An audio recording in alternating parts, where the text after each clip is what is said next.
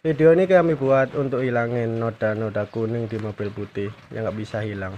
Coba pakai sabun ini, air sabun, air cucian, sampo. Bisa nggak, Ji? Saya coba dilap, udah dilap. Oh, nggak bisa loh, nggak bisa. Bahan yang kedua ini yang buat percobaan, kit restoratif wax. Nah, coba pakai ini bisa apa enggak? Coba diolesin, coba digosok, bisa enggak? Oh enggak. Formulanya yang terbaik itu pakai obat yang saya buat ini, produk saya ini khusus buat hilangin noda kuning di mobil putih. Noda kuning gini, mobil yang menguning. Coba Ji, ya itu udah.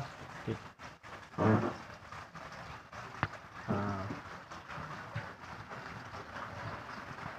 caranya cuma mudah banget, cuma dikuas saja di bagian cat yang menguning.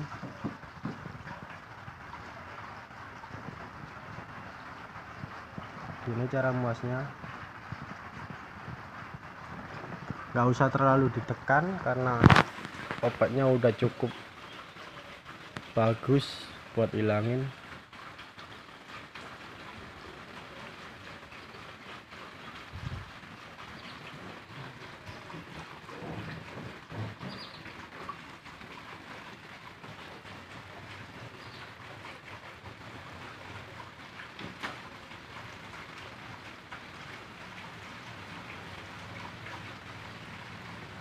Tuh